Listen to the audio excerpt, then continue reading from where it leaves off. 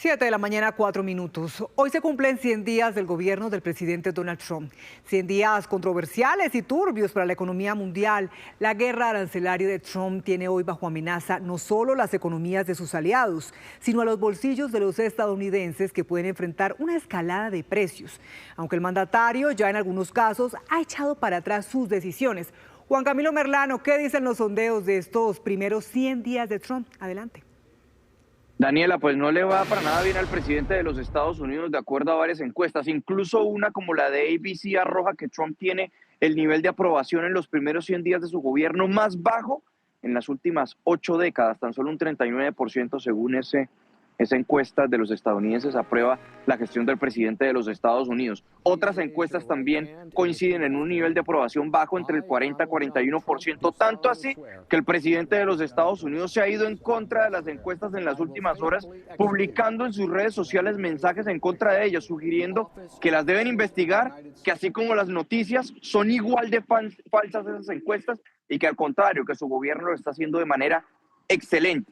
Pero el gran problema es que estas mediciones también están afectando o muestran cómo está la afectación en las dos principales banderas del presidente Trump, economía e inmigración. En ambas tiene un nivel de aprobación bajo, fundamentalmente en economía, porque la mayoría de los estadounidenses, 56%, según una encuesta de CNN, cree que sus políticas pueden llevar a la recesión. Políticas fundamentalmente que se enfocan en su guerra arancelaria. Justo después de juramentarse como presidente, ya Donald Trump lo prometía. En lugar de cobrar impuestos a nuestros ciudadanos para enriquecer a otros países, aplicaremos aranceles e impuestos a países extranjeros para enriquecer a nuestros ciudadanos. Pero la escala de su política arancelaria superó todas las expectativas, desplegando aranceles a diestra y siniestra en su llamado Día de la Liberación, el 9 de abril. Cuando con un afiche gigante salió a repartir un arancel general del 10% para 185 naciones y un grupo de 60 países que fueron golpeados con aranceles más altos. Medidas que se sumaban a aranceles ya del 25% para importaciones de acero, aluminio, vehículos y productos de Canadá y México no protegidos por el Tratado de Libre Comercio. Era una reivindicación del proteccionismo, rodeado de obreros y constructores, y una reconfiguración del comercio global. El presidente Trump ha venido con un desfibrilador y le ha dado un shock al cuerpo político americano. Mike González trabajó en la administración del expresidente Bush. Aplaude que Trump haya entrado pisando fuerte, aunque no está del todo convencido de los aranceles. Creo que los aranceles es una de esas cosas que van a cambiar, el presidente Trump ya ha demostrado que está dispuesto a hacer cambio en los aranceles, porque ya lo ha hecho. En efecto, el presidente ya ha echado para atrás varios anuncios arancelarios, entre esos la pausa hasta el 9 de julio al grupo de 60 países que iban a recibir una tarifa más alta a la del 10% global. ¿Por qué? Creo que has visto al presidente echándose para atrás porque los mercados lo han penalizado. Benjamin Olinsky no ve ninguna estrategia en el vaivén de decisiones del presidente Trump.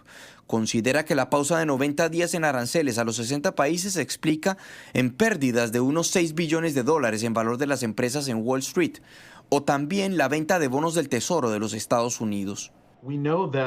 Sabemos que los aranceles realmente han hecho retroceder a Estados Unidos. Hemos visto que en 100 días muchas de las ventajas competitivas que teníamos acumuladas durante 100 años se han erosionado realmente en solo 100 días. En esa guerra arancelaria con quien no ha habido tregua es con la otra gran potencia económica, China.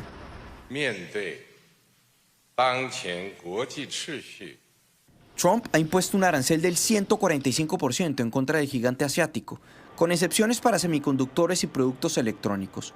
Pero China respondió con sus propios aranceles del 125% contra Estados Unidos. Un toma y dame que ya tiene coletazos. La plataforma de compras online Temu ya está colocando cargos por importación. Por ejemplo, este vestido y traje de baño que sumados darían $30. Pero el impuesto a la importación es de $44. Para un total de $75.80. Y es que esa política arancelaria ha puesto a temblar al mundo entero. Ha sido tal vez una de las más controversiales y polémicas de este gobierno del presidente Donald Trump. Por eso, para comenzar este análisis, tenemos a nuestra analista María Teresa Aya. María Teresa, buenos días, gracias por estar aquí con nosotros ampliándonos este panorama. María Teresa, hablemos acerca de lo que puede haber detrás. ¿Cuál es ese objetivo o esa estrategia del presidente Donald Trump en medio de todas estas políticas arancelarias frente al mundo? Andrés, Daniela, Juan Camilo, buenos días. La palabra aranceles, recordemos que el propio presidente Trump la dijo, es mi palabra favorita y ha sido su palabra favorita y más usada en estos 100 días. Es una palabra que cumple además con algunas promesas de campaña. Una, generar mayores empleos en Estados Unidos. En ese sentido, tiene que trabajar por lo que hicieron en el estado de Michigan, por ejemplo, estado clave, bisagra, que le dio parte de la victoria al presidente Trump y donde el tema de la industria automotriz estaba muy bajito, sigue muy bajito, no ha servido lo que ha hecho Trump en estos 100 días. Entonces, cumpliendo una palabra dentro de Estados Unidos, una promesa de campaña. También, como veíamos en la nota, Juan Camilo, una promesa de campaña es decirle a China, no más. Yo voy a frenar todo lo que ustedes están haciendo en este momento. Es decir, una promesa de campaña que ha generado políticas erráticas, 10% un día, aranceles a amigos, aranceles a enemigos, una política errática que, como veíamos, afectó no solo las bolsas en Estados Unidos, sino también ha afectado la credibilidad de Estados Unidos.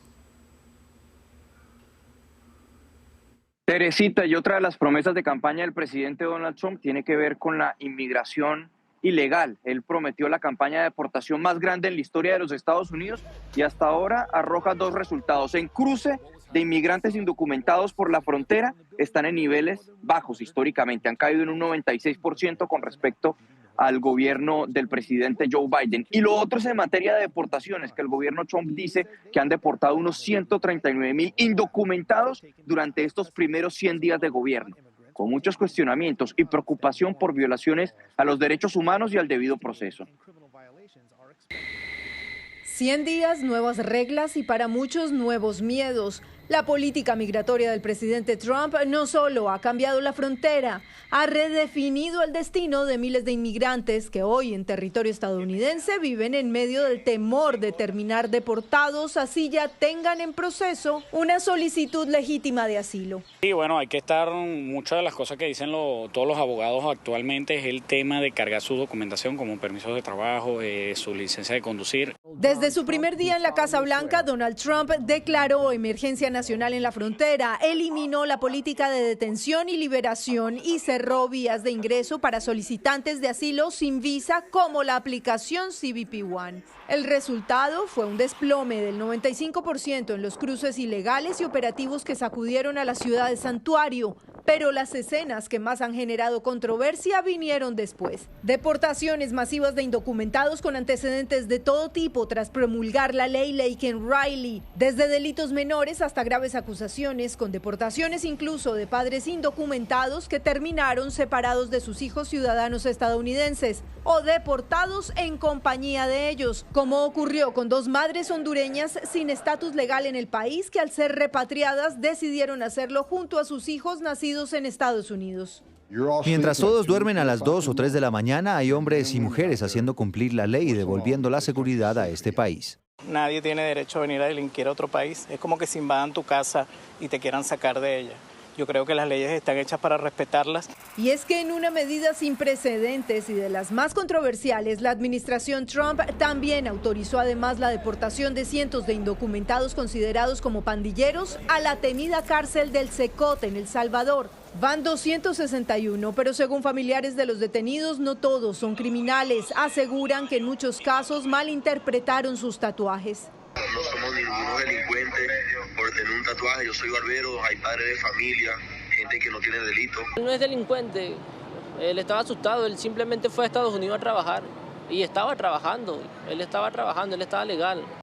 El caso que mayor notoriedad ha tenido ha sido el de Kilmar Ábrego García, un salvadoreño casado con ciudadana estadounidense que contaba con una protección judicial contra la deportación. Terminó en el SECOT, según ICE, por un error administrativo. Una corte ordenó su regreso. Sin embargo, aunque lo cambiaron de cárcel, sigue detenido en El Salvador. La administración Trump insiste en que tiene pruebas de sus antecedentes por violencia doméstica y su vinculación con la pandilla Mara Salvatrucha. El congresista demócrata Chris Van Hollen incluso lo visitó en El Salvador para presionar por su liberación. Privar a Kilmer de sus derechos constitucionales es una amenaza para todos los que residen en Estados Unidos. Es un inmigrante ilegal, miembro de la MS-3 y terrorista extranjero. Esto proviene del Departamento de Estado. Fuentes muy legítimas. Pero no todos aplauden las medidas. Organizaciones de derechos humanos denuncian deportaciones express, falta de debido proceso, separación de familias y en los tribunales ya se gestan nuevas batallas legales. Estamos tratando de defender la Constitución y pedirle al gobierno que ponga fin a su extralimitación ejecutiva. Por su parte, la Casa Blanca sostiene que la prioridad es la seguridad nacional. Lo cierto es que ya está en marcha una estrategia de confrontación abierta con la que la administración Trump redefine la política migratoria del país y promete que apenas es el comienzo. María Teresa, frenar la migración era una promesa de campaña del presidente Donald Trump. Entonces, ¿lo que ha hecho en este frente sí está respondiendo a esa promesa o por el contrario también estamos hablando de algo que genera más polémica que resultados positivos? ¿Cómo lo entendemos? Daniela, desde su campaña el presidente Trump habló de la migración y la deportación y desde su campaña, hay que decirlo, trató a los migrantes como criminales, algo que no ha cambiado en estos 100 días. Y desde el día 1, para cumplir esta promesa de campaña, él ha firmado órdenes ejecutivas que tienen que ver con la deportación y la migración, órdenes con las cuales se salta el Congreso para la toma de decisiones. Y les cuento, han sido las más demandadas también en este momento en diferentes cortes, tanto estatales como federales, poniendo en entredicho esta política. Y aquí hay que mirar cómo ha respondido el gobierno de Trump, que ha respondido castigando, por decirlo de alguna manera, y reaccionando en contra, por ejemplo, de los jueces que se han atrevido a decir que la demanda tiene curso y está bien hecha, arrestando a los jueces. Esto pone en entredicho algo muy importante y es el equilibrio de poderes entre el Ejecutivo y, en este caso, la rama judicial en Estados Unidos. Un equilibrio que es absolutamente básico para el buen funcionamiento de una democracia. Pone en entredicho la democracia. Juan Camilo.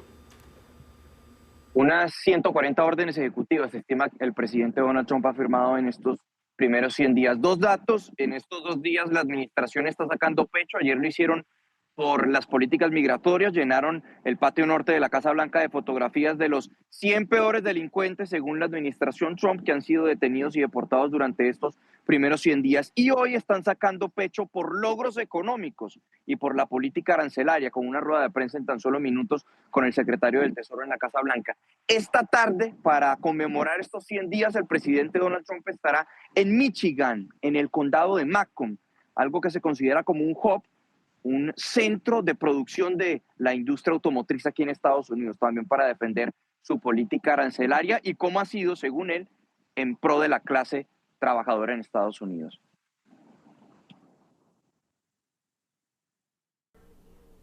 Desde que Donald Trump llegó por segunda ocasión a la Casa Blanca, las relaciones entre Colombia y Estados Unidos han atravesado tensiones nunca antes registradas. La primera se dio cuando Trump llevaba 6 días en el poder y el presidente Gustavo Petro anunció que no recibiría 2 aviones con deportados colombianos enviados desde Estados Unidos. Ese día, el gobierno de Trump cerró la sección de visas en su embajada de Bogotá e impuso aranceles a Colombia. Medidas que posteriormente se lograron reversar, pero que dejaron claro que el control migratorio sería tan estricto como Trump lo advertía desde campaña. En solo mes y medio fueron deportados 2.000 colombianos.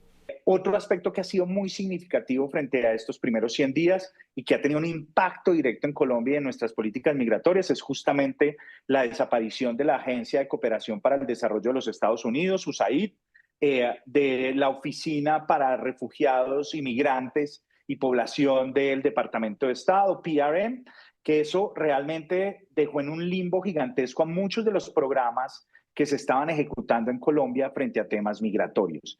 El 5 de abril, el mandatario estadounidense sacudió el comercio internacional con la imposición de aranceles a 185 naciones, medida de la que Colombia no fue ajena y se aplicó una tasa del 10% a todas las importaciones que hacemos, generando incertidumbre en los mercados y al tiempo una oportunidad para nuestro país, considerando que el arancel nacional es inferior al de otras naciones. Colombia debe posicionarse como un socio confiable, dinámico y propositivo, capaz de fortalecer su relación con su principal socio comercial y asegurar un lugar activo y estratégico en el nuevo reordenamiento global liderado por Estados Unidos. De otro lado, la administración Trump ha sido enfática sobre la erradicación de cultivos de coca, advirtiendo una posible desertificación de Colombia en materia antidrogas. Colombia sí tiene el riesgo que, teniendo en cuenta el aumento que ha habido en la producción de hojas de coca, desde el que se comenzó toda la negociación del acuerdo con las FARC, en esa época teníamos cerca de 50.000 toneladas. En diciembre del 23 llegamos entonces a 250.000 toneladas. Para los expertos, Colombia no es una prioridad en la estrategia de política exterior de los Estados Unidos. Sin embargo, el control migratorio y la lucha contra el narcotráfico son intereses centrales para el país norteamericano, en los que seguirá trabajando con nuestro país en los mejores términos o con presiones que den resultados y le permitan reposicionar su liderazgo global. Las deportaciones han generado fuertes reacciones por parte del gobierno nacional, especialmente por parte del presidente Gustavo Petro. María Teresa, ¿estamos frente a un posible escenario de desertificación? Andrés, aquí hay dos cosas muy importantes para decir. Lo primero, el tema de las deportaciones no es un tema nuevo. ¿Qué es lo que ha cambiado? La forma en que se está realizando en este gobierno y también la reacción de Colombia frente a un tema que no le es ajeno. Eso generó mucha fricción entre los dos. También está, como veíamos en la nota ahora, el tema de la droga. Para hablar de desertificación hablamos de la guerra contra las drogas. Y lo que argumenta el gobierno de Estados Unidos y lo que ha dejado entrever es que no creen que Colombia esté cumpliendo con sus obligaciones en este tema. Esto lo podría llevar a una desertificación y ahí vuelvo sobre el tema de aranceles, que sería la primera sanción impuesta por una desertificación. En ese caso, la desertificación, hay muchos que dicen que ya es una realidad y es un hecho. Lo mejor que podríamos esperar tal vez en este momento es que sea condicionada y se puedan negociar algunos temas de las sanciones. María Teresa, los números hablan, son claros. Esas políticas tan polémicas le están cobrando popularidad al presidente Donald Trump en sus primeros 100 días. Daniela, como decía Juan Camilo al principio, efectivamente, la popularidad de Trump es la más baja en 7 décadas, desde 1952, cuando el presidente Eisenhower toma el poder. Y si tomamos todas estas diferentes encuestas, vemos que la aprobación promedio, tomando las diferentes encuestas del presidente Trump, es un 43%. Es mucho más baja que la que tuvo, por ejemplo, en su primer mandato. Y no solamente es la popularidad la que ha bajado, tenemos también que el New York Times hizo una encuesta y le dio diferentes adjetivos a los encuestados para definir al presidente Trump. Y la palabra que tuvo más respuestas, 63%, es que estos 100 días han sido caóticos. Eso es lo que siente Estados Unidos, han sido 100 días caóticos. Y termino dándoles un dato adicional. Ayer hubo elecciones en Canadá, una elección que venía anunciada desde que renuncia el primer ministro Trudeau. ¿Por qué renuncia? Su popularidad era muy baja y no tenía la aprobación del Parlamento para pasar propuesta alguna. También porque los conservadores estaban 25 puntos o más por encima de los liberales y no había manera de contrarrestar esa tendencia. Pues resulta que ayer ganaron los liberales. ¿Por qué ganaron? Porque Mike Carney, quien estuvo de primer ministro encargado, le puso la mano a Trump, generó un nacionalismo enorme. Habló del famoso Estado 51, dijo, eso no va a pasar nunca, Canadá es Canadá. Y con ese tema ganó las elecciones. En otras palabras, el presidente Trump puso primer ministro en Canadá y les digo algo, no era el que él quería.